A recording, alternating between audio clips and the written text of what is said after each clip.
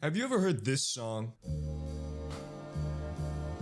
If you have, you've probably seen it in a video like this. Some kind of old nostalgic video or Frutiger Aero thing that appeals to emotions in a way only 2000s things can. And while that's all well and good, you probably know nothing about the actual guy behind the music, what genre of music it is, and where it came from. Born in 1921 in Piedmont, Italy, Piero Piccioni was a normal functioning kid who had a love for music since the very beginning, although very little is known about his early life. At 17, he joined a big band, which was actually the first broadcasted in Italy after Mussolini got murked. Little is known about his time in school, but he went to law school as well as music school, becoming a fully fledged lawyer and conductor. When he had finished all of his schools and whatnot, he started making movie soundtracks in the 50s, while also being a practicing lawyer. Now, although you probably haven't heard more than 3 of his songs, he's made over 300 movie soundtracks, which is an insane number. Getting to something even more insane, Piero Piccioni was accused of murder in the late 50s, when a young woman washed up on a beach where he used to have parties. They accused him of being an assassin for an underground drug ring, but it all just got dropped in a year, because everyone liked him and he made good music. Due to Piero Piccioni being a pioneer of Italian bossa nova music, I would consider him to be the godfather of the Frutiger Aero style music that you see today. And my personal favorite composer. It's a spiritual, enlightening experience listening to Piero Piccioni cooking eggs at 7 a.m. in the morning. But what is Frutiger Aero music? Music used for this specific genre or aesthetic typically have a few marks or features. They all have sharp, punchy instrumentals and a smooth backing track, something that was extremely reminiscent of old bossa nova or easy listening music, a genre that was popular in the 50s. If you've ever heard elevator music or Weather Channel music, that's what it was trying to emulate, the classic bossa nova easy listening music style. As previously stated, most of this music was popular in the 50s to the 80s, and you weren't alive during that time, and I wasn't alive during that time, so what you probably know it from are entertainment systems such as the Wii.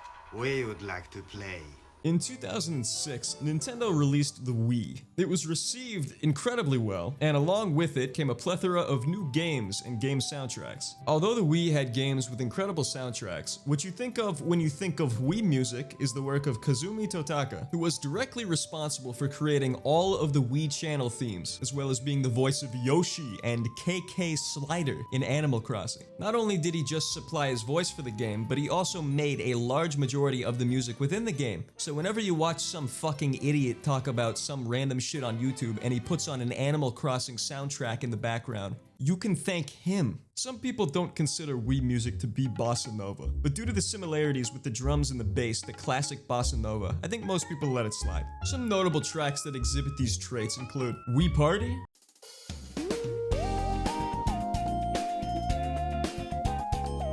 The eShop, my personal favorite, Slideshow from the News Channel, which is a bit more jazz. In fact, I think it has a few amen breaks in there.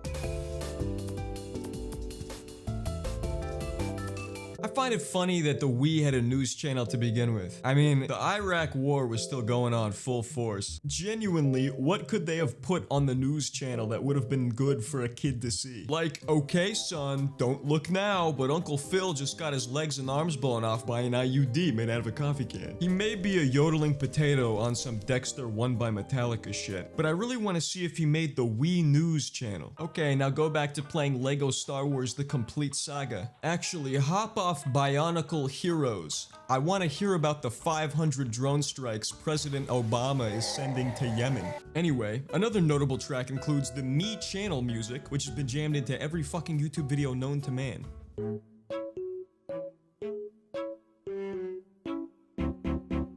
And a bunch of other ones that have gotten the exact same treatment. Now, I'm late when it comes to Frutiger Aero as a whole, but I couldn't talk about the music aspect of it without talking about Lease by Takeshi Amo. Very little is known about this man, but he made over 25 game soundtracks single-handedly. The song comes from a visual novel on the Sega Dreamcast called My Mary May. The game is basically lost media at this point, but from what I've seen, it looks to be a game along the lines of these. I assume you've clicked on this video because you already know what the Frutiger Aero style entails, but because I've already given a small history of its music, let me tell you about the style. The Frutiger Aero design style was an aesthetic that was popular in the mid to late 2000s to early 2010s.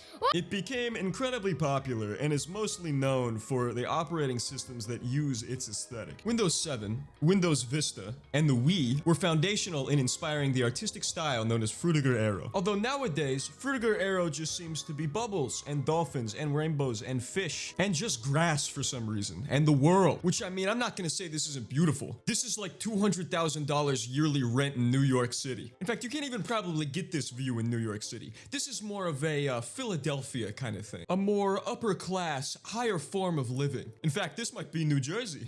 Anyway, I could go on about this topic for a couple more hours, but I wouldn't exactly be the 8 subscriber YouTuber I am if I actually made content. I have to get back to playing Animal Crossing New Leaf on my Nintendo 3DS. Bye bye.